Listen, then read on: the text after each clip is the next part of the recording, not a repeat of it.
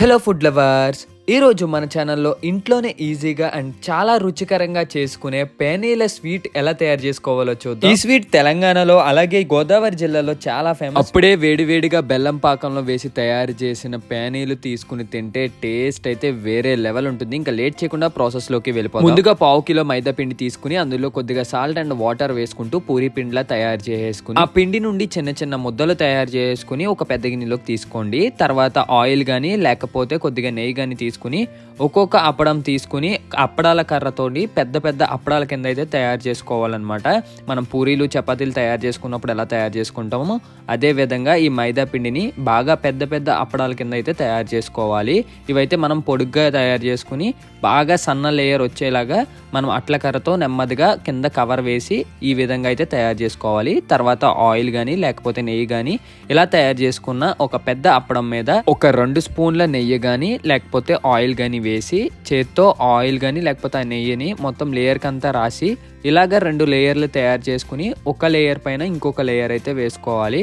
అలా వేసుకున్న తర్వాత ఇప్పుడు చేత్తో నెమ్మదిగా 2 లేయర్లు కలిపి ఒక గొట్టం షేప్ లో అయితే తయారు చేసుకోవాలి. ఈ విధంగా మనకి గొట్టం లాగా అయితే రావాలి. ఇలా చేస్తున్నప్పుడు మనకి కింద ఖచ్చితంగా కవర్ గానీ లేకపోతే బటర్ పేపర్ గానీ వేసుకోండి. అప్పుడే మనకి స్మూత్ గా అయితే వస్తుంది. గొట్టాన్ని తయారు చేసుకున్న తర్వాత ఒక చాక్ తీసుకుని చిన్న చిన్న ముక్కల కింద అయితే కట్ చేసుకోవాలి. ఇవి కట్ చేస్తున్నప్పుడు బాగా పెద్దగా కాకుండా బాగా చిన్నగా కాకుండా మనం మీడియం సైజులో అయితే ఈ పీసెస్ అన్ని కట్ చేసుకోవాలి. ఇలా కట్ చేసుకున్న వాటిని ఇప్పుడు ఒక్కొక్కటిగా తీసుకుని ఈ విధంగా కింద నుండి పైకి మనం ఒక షేప్ లో తయారు చేసుకోవాలి. చూస్తున్నారు కదా, ఈ విధంగా అయితే రావాలన్నమాట. ఇలా ప్రతి అప్పడాన్ని మనం ఈ షేప్ లో తయారు చేసుకుని ఒక గిన్నెలోకి కానీ లేకపోతే అదే కవర్ మీద పక్కకు పెట్టుకోవాలి. ఇలా అన్ని తయారు చేసుకున్న తర్వాత ఇప్పుడు ఒక్కొక్కటిగా తీసుకుని ఒక అప్పడాల కర్రతో మీడియం సైజ్ అప్పడాలు ఎలా ఉంటాయో అదే విధంగా వీటన్నిటిని తయారు చేసుకుని పక్కకైతే తీసుకోవాలి. ఇప్పుడు స్టవ్ మీద కానీ లేకపోతే కట్టెల పొయ్యి మీద కానీ ఒక దాకా పెట్టి అందులో ఆయిల్ వేసి ఆయిల్ మరిగాక వీటన్నిటిని స్లోగా అయితే వేసుకొని మనం గోల్డెన్ కలర్ వచ్చేంత వరకు వేయించుకోవాలన్నమాట. కట్టెల పొయ్యి మీద మనం వేయించుకుంటే మనకి టేస్ట్ అయితే చాలా కమ్మగా ఉంటాయి. అండ్ మామూలు నార్మల్ స్టవ్ మీద కూడా వేసుకోవచ్చు. కట్టెల పొయ్యి ఆప్షన్ ఉంటే కట్టెల పొయ్యి మీద అయితే వేసుకోండి, కొద్దిగా టేస్ట్ అయితే బాగుంటుంది.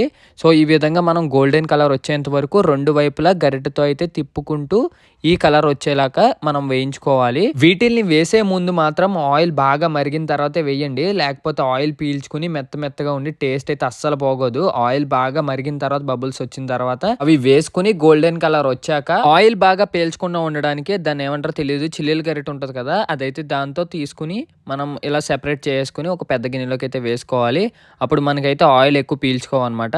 ఈ విధంగా చేసుకున్న తర్వాత ఇప్పుడు పాకం తయారు చేసుకోవడం కోసం బెల్లం పొడిలో కొద్దిగా యాలకుల పొడి అండ్ వాటర్ వేసుకుని పాకం అయితే తయారు చేసుకోవాలి. తర్వాత ముందుగా మనం వేయించి పెట్టుకున్న అప్పడాలు ఉంటాయి కదా, అవి ఒక్కొక్కటిగా అయితే వేసుకుని గరిటెతో అయితే వీటికి పాకం పట్టేలాగా కలుపుకోవాలన్నమాట.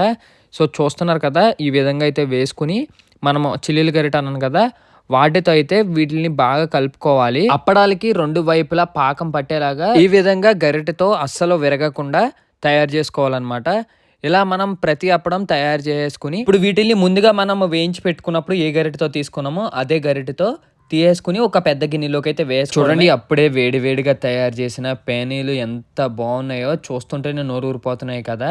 మీలో ఎంతమందికి పేనీలు అంటే ఇష్టమో కామెంట్ చేయండి. వేడి పాకంలో దిగిన పేనీల్ని మొక్క విరుచుకుని తింటే టేస్ట్ అయితే నెక్స్ట్ లెవెల్ ఉంటుంది. వీడియో నచ్చితే లైక్ చేసి షేర్ చేసి సబ్స్క్రైబ్ చేయండి. ఇంకా నెక్స్ట్ వీడియోలో మళ్ళీ కలుద్దాం. బాయ్.